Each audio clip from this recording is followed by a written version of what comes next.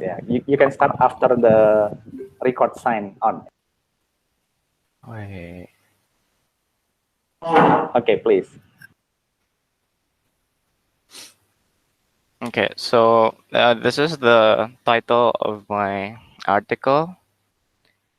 It's about the application of online parking system in Yogyakarta. Um, Application of online parking system in the heart of Yogyakarta.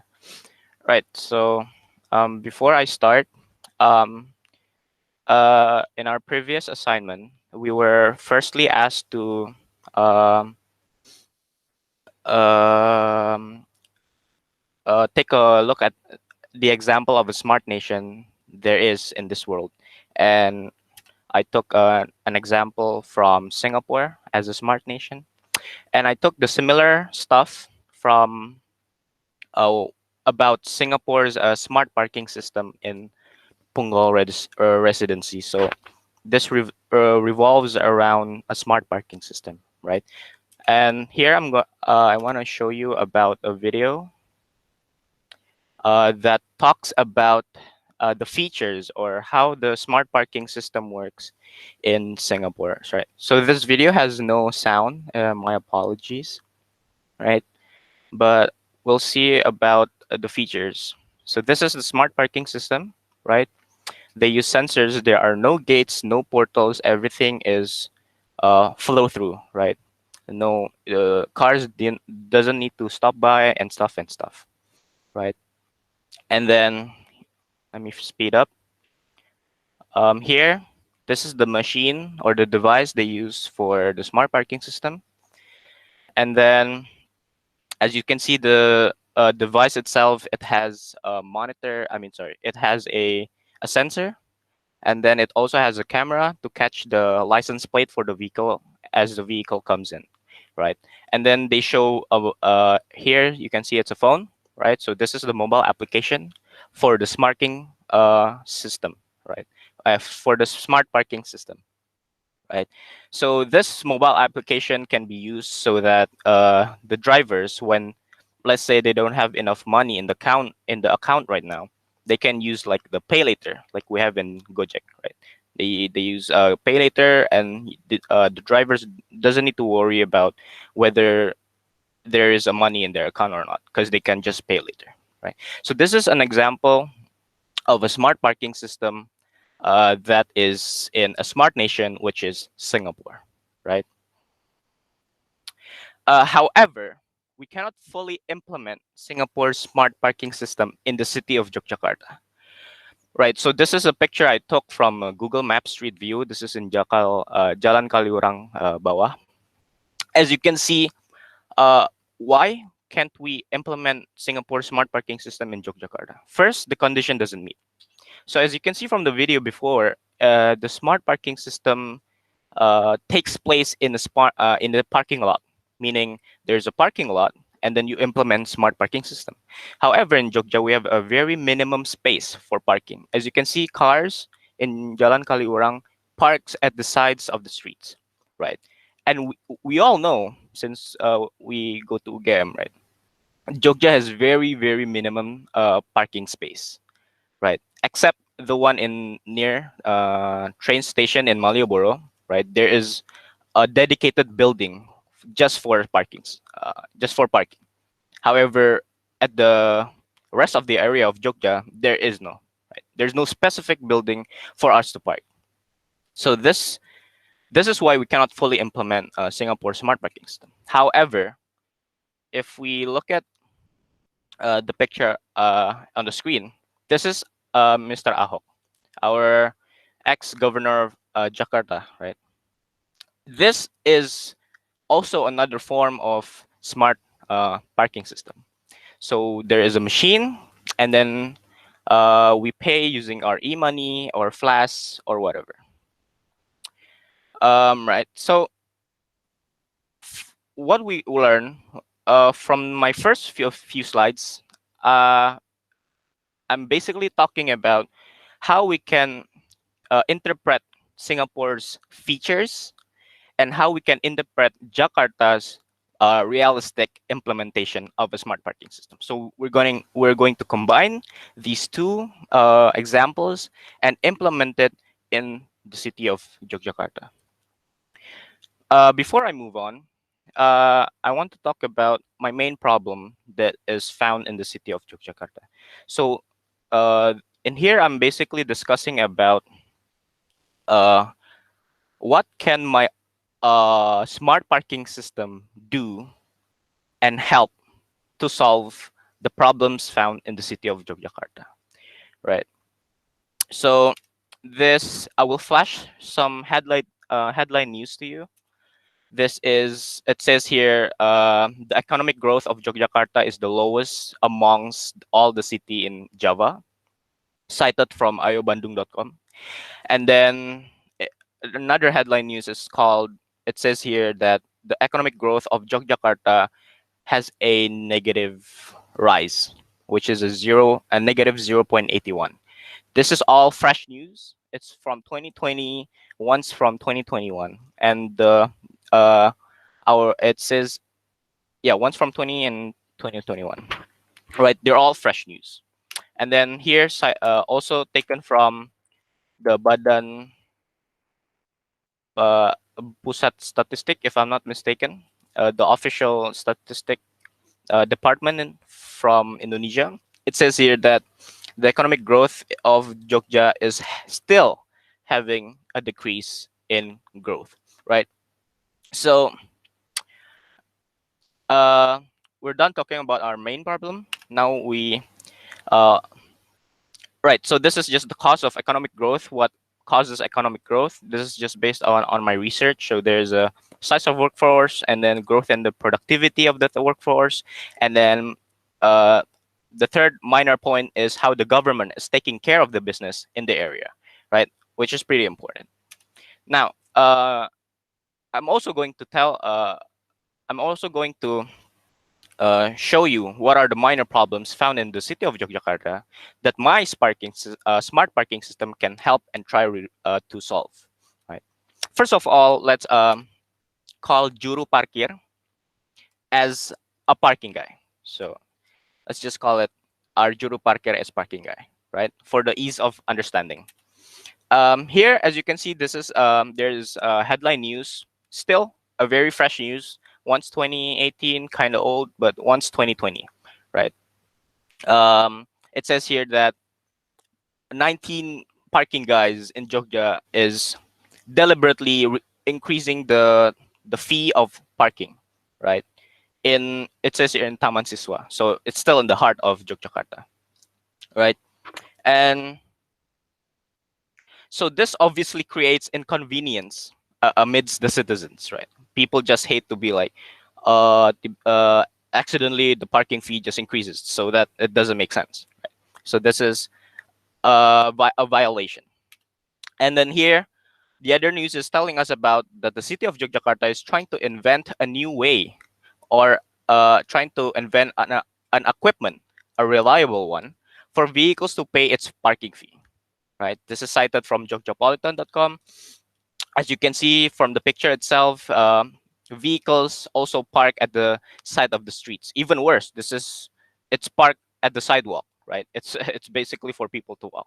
Again, Jogja has minimum space for vehicles to park, right? Um, the next, right? This is just now the supportive minor problems. This is also one of the problems that I think my smart parking system can help and try to solve.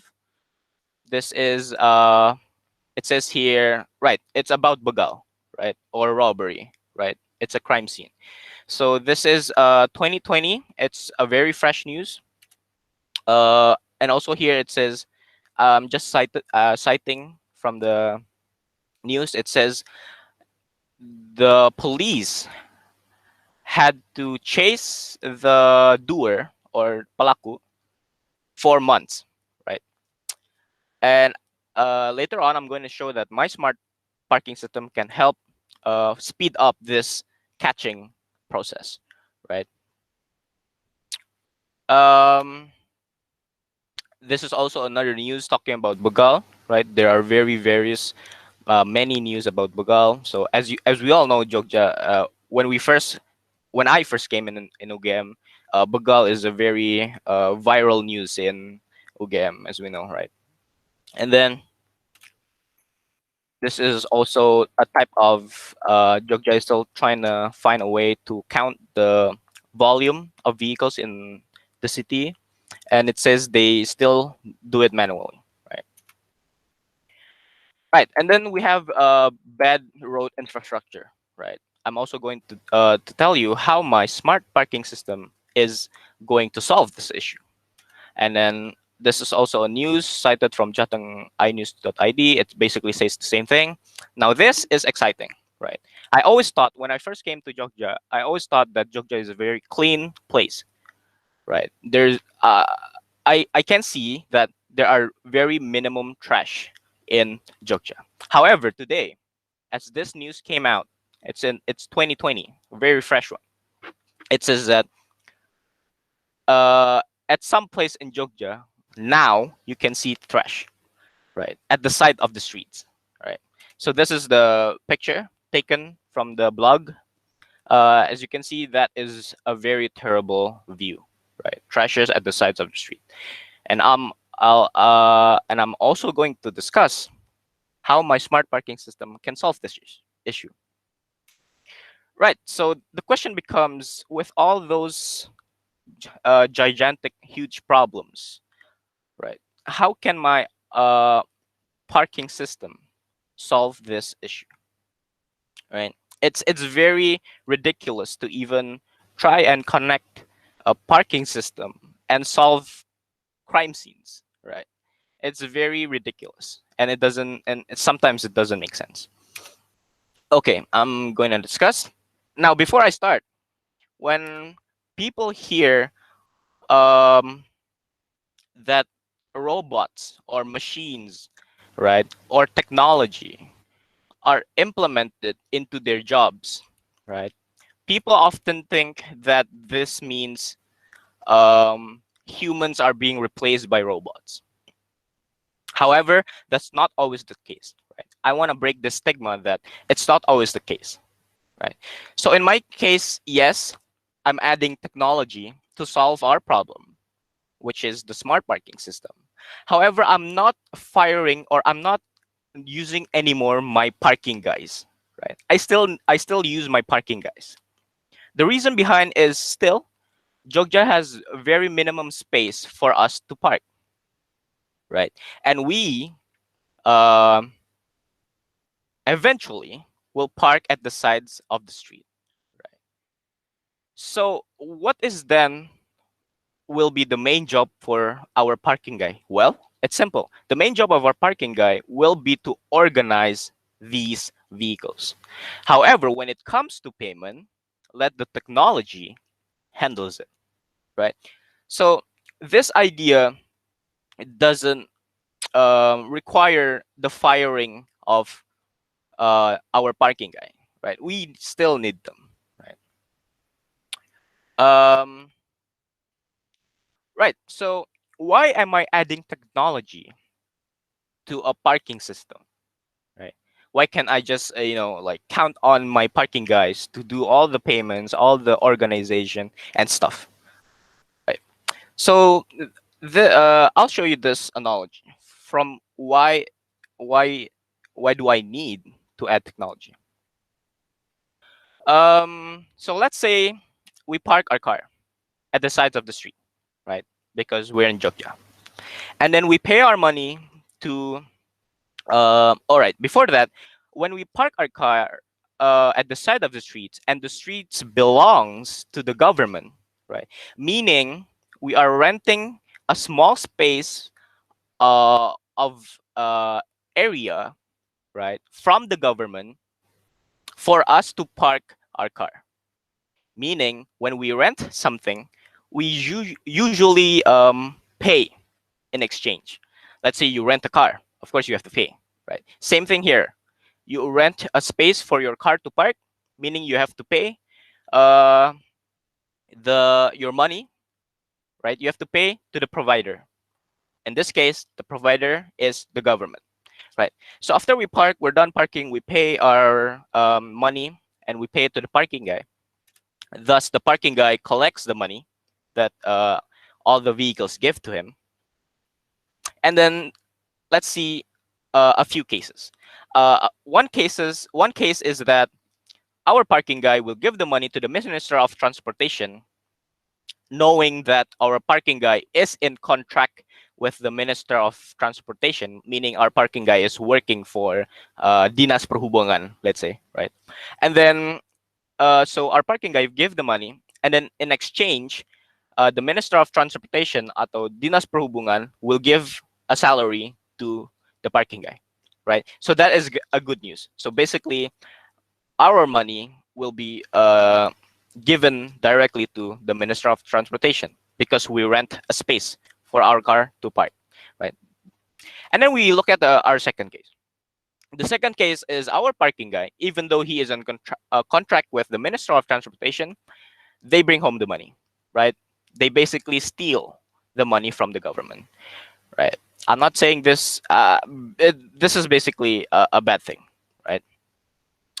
And oops, sorry. And even the third case, we can assume that our parking guy is not in contract with the Minister of Transportation, right? They are not working for Dinas Perhubungan, meaning when our parking guy asks for money, it's basically thuggery, right? Or in Indonesia, it's pamarasan, right? Our parking guy forcefully asks for money because you park here. However, he or she is not employed under a Minister of Transportation, right? So it's basically pamarasan, thuggery, right? It's basically you can see it as beggars begging money forcefully, right? And that is what creates inconvenience amidst the citizens. Why am I saying this? Because I myself have experienced that, right? I was parking just for a few seconds, and then suddenly a guy came in and asked for money, right? Even though I was just like, I was sitting still at my motorcycle, right? And then there's a guy asking for money, blah blah blah blah blah blah, right? So this creates inconvenience, right? So, and then next, so let's talk about our machine then. Let's talk about our problem, our solution to solve this. So this is the machine used in Jakarta, like the picture you saw earlier. However, you can see from the machine here, it looks very old school, right? It looks very, very old school, and we hate to see that. First of all, the data has to be inputted manually, right? You can see there are buttons there. I believe it's numbers, because I myself also have tried this machine when I was in Jakarta, right? I tried this, so it's pretty good. But however, it looks old school, right? It's lacking technology. It's lacking a state of the art technology, right? So now we're going to redesign our machine so that it fits the needs for our smart parking system to help make smart city, right? Or smart Jogja, or whatever. So this is my new machine. I designed it by myself. You can see that it's a very clean design. And then the screen, you can see there is a screen. The screen here is to make interactive, right? To make an interactive GUI, right? A graphics user interface. To make a interactive, basically experience for the machine and the user. In this case, a driver, right? So the screen is very useful. It shows all the information that is needed to be taken off. And then there's a scanner, right? And then there's receipt printers. And then there's a box for repairman. That's just basically any machine, right? And then on the top right, you can see it is a mobile application, right? It's a mobile application uh, certainly made for the smart parking system. It's called JSPP, right? It's a Jogja's parking. Oh, I forgot the other P. Right, it's basically Jogja's parking payment, right? parking payment. So this application will contain a very important data, right? So this is, you can say this is a very strong application.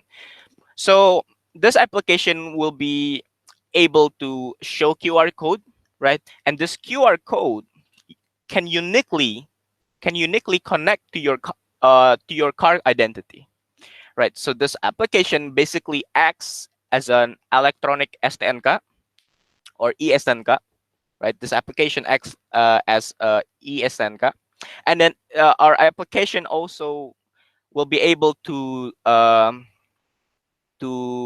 pay for our parking fee, and then our application has the ability to also show our history of parking payments, so you can see how much you spent for parking, right? And if you think it's too expensive, then maybe you can like tell the government to decrease the price or whatever, right? So basically, this is a very, very strong application, and this is also the same feature like we saw earlier in Singapore smart parking system, right? They also use an application. So why not we just also take the features uh, into this case, right? Into this condition. So we also have our applications, and then now let's talk about the system, right? How do you pay? How do you park, and then so on and so on. So first of all, when a vehicle's wanted to park, right, they will go to the machine and um, select an option whether you want to park here or not, right? If you want to park, then click yes, and then you scan your application to the scanner onto the machine, and then the scanner will take necessary data like the car identity, the time of arrival, and then once you're done, you scan. Once you're done parking and you're about to go, you scan your application again to the scanner, right? And then it shows your time of departure, and at the end you pay, right? And print out the receipt, right? When they print up the receipt, it also shows our license plate, right? It's the receipt will contain our license plate, our time of arrival, and our time of departure. And then for departure, drivers will then have to confirm their tickets or receipts to the parking guy. And then once the parking guy acknowledge that, yes, okay, you may go. This is your car. Yes, you may go. And it's done. So it's pretty simple, right? Pretty simple. Um, so again, now that is the system. It's done. It's pretty simple, pretty straightforward. Now let's talk about the data, because of course it's all about now it's all about datas, right? So let's talk about the data. So what am I going to do with the machine? What am I going to do with the data in the machine? So let's say our smart parking system is implemented in Jakalbawa and in Malioboro, right? It's the heart of Yogyakarta as of now, right? And then the dots, the white dots that you can see, is the machines, right? They are the machines at the sides of the streets, right? So when this machine captures data, it then upload the data into the data center, right? It then upload the data into this data center. Pretty straightforward, right? And uploading data into the data center, we can use devices like wirelessly, or devices like, or equipment like fiber optics, right? And I think Jogja already has the capability of installing fiber optics across our streets, right? And I think that is not a big issue, right? Whether wirelessly or fiber optics, the main point is we upload our data into a data center, right? And this data center has to be strong because we're uploading very constantly, very fast, and so on and so on. But for the equipment, I think I myself prefer fiber optics, because why not? Now, since we're now talking about data, and the data we stored are various types, right? There's the car identity and the money, obviously, because economic growth, right? Uh, so now let's talk about the data. First, we're going to group our data into two groups. Why? Because again, our data is various, right? Many types. So our group one data will be vehicle's identity, which consists of car's license plate, right? Since the mobile application has our car's license plate, it's basically our STNCA, right? And then the type of the car, again, it's because of our mobile application. And then the time of arrival and departure, right? So it basically stores information about the car and the time of which the car uses the parking lot. So this is a group one data, very, very powerful, very, very much information, right? And then the group two data is basically the money, right? Because we're trying to solve economic growth. Now, what am I going to do with these data, right? Uh, who can access these data, right? Where goes to which, okay? Now, talk about group one. Group one data is a sensitive data. It is basically privacy data, right? So then our group one data will be uploaded into our private sector data center. And who can access this data? Police department, right? And it is very beneficial, right? This will help the process of capturing a robbery crime scene faster. Why? All right, let me give you an example. Let's say a bugal happens, and let's say fortunately our CCTV system captures the doer or the palaku of the bugal, right? Let's say the bugal, the doer uses a motorcycle, and then the CCTV captures the license plate of the motorcycle, and then let's say our palaku, right, or the doer uses the same motorcycle and parks in our smart parking system, right? Since this license plate is being chased by the police, meaning it is then this license plate become an alarm if a system detects that there is this license plate.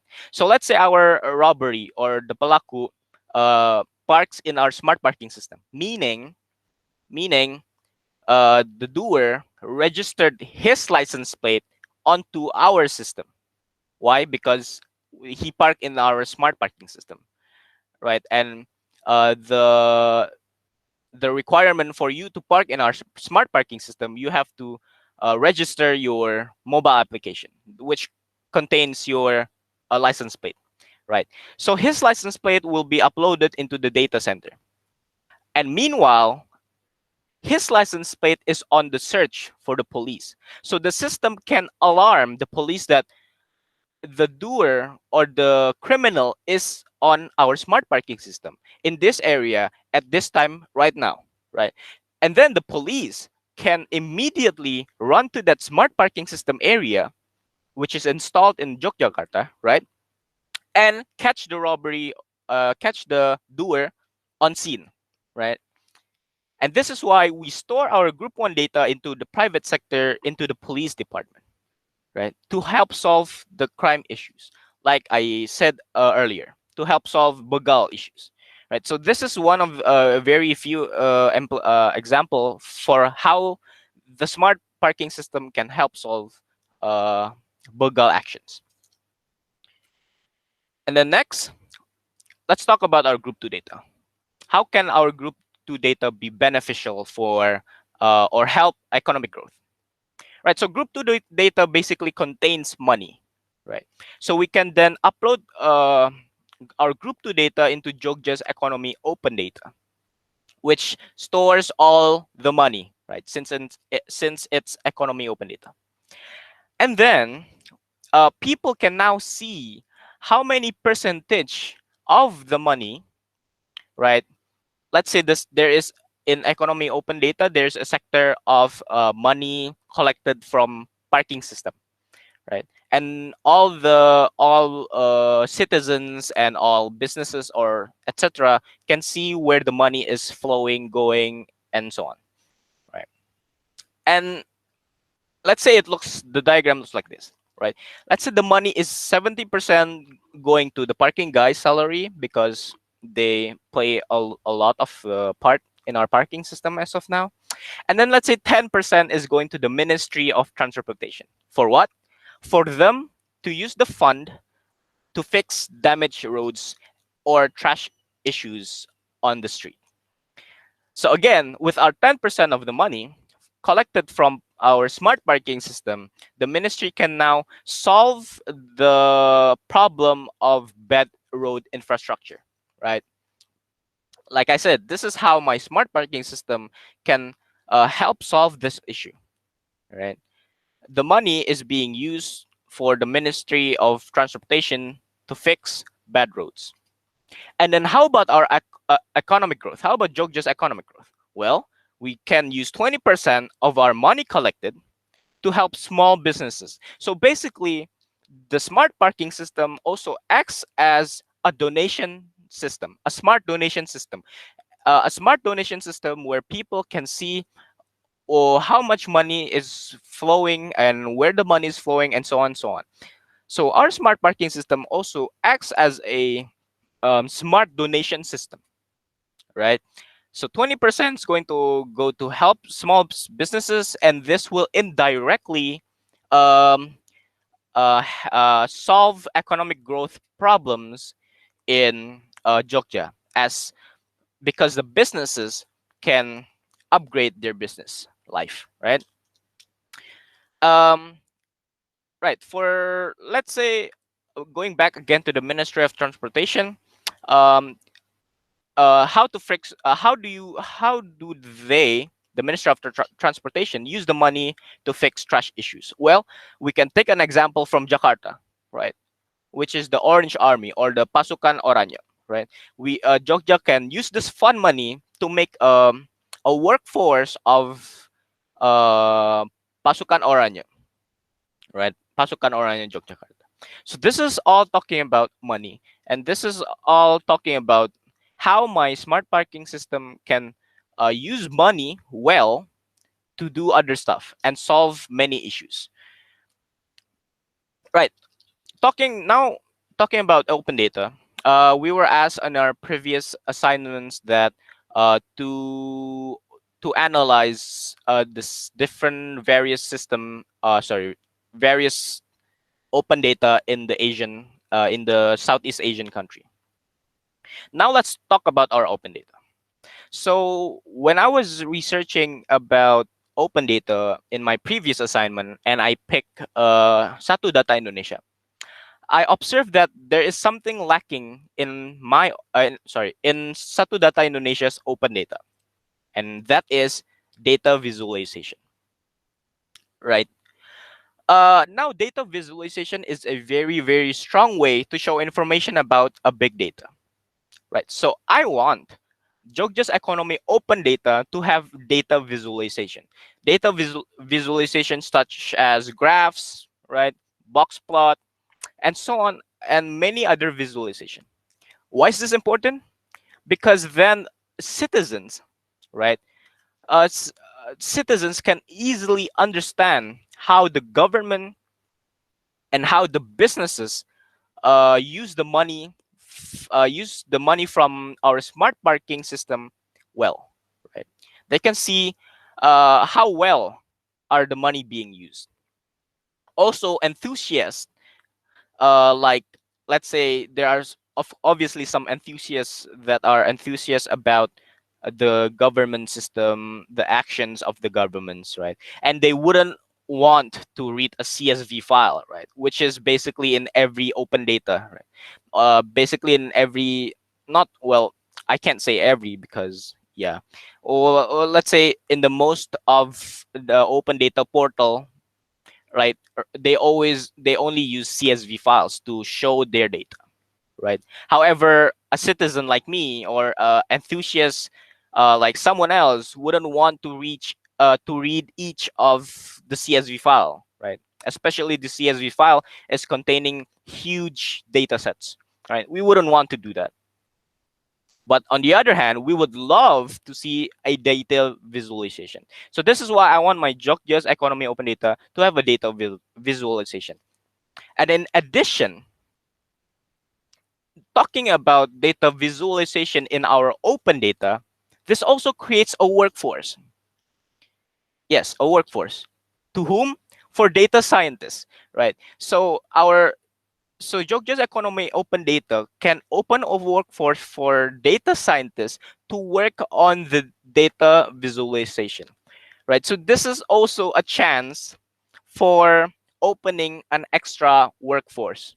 So more employment. So with only JOCJS Economy Open Data, it also solves unemployment problems, right? Because then we need to hire data scientists to make our data visualization, right? So that's about So that's about the JOCJS Economy Open Data. Now let's talk about what type of data center do these group 1 and group 2 data need. So for the group 2 data, we need a cloud server because again, calculations, and cloud servers are very good at calculations, right? The money is basically a huge data set, and we need a good and strong reliable server. And we also need calculation for data visualization and basically simple counting. So we use cloud servers, very strong, very effective, and so on. And for our group 1 data, according to my research, we will use co-location data center. So a co-location data center is basically a secure server uh, so it basically provides a very high security. Why? Because our group 1 data contains very sensitive um, information, and only police department can access. As I mentioned before, I will also talk about the obstacles or the difficulties if this smart parking system is to be implemented in real life.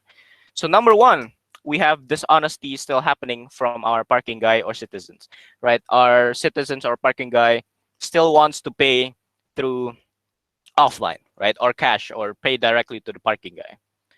Now, to resolve this problem, we can use, so in our previous assignment, again, we were asked to find a startup that basically builds a smart city for Indonesia. And there is Clue, right? QLUE.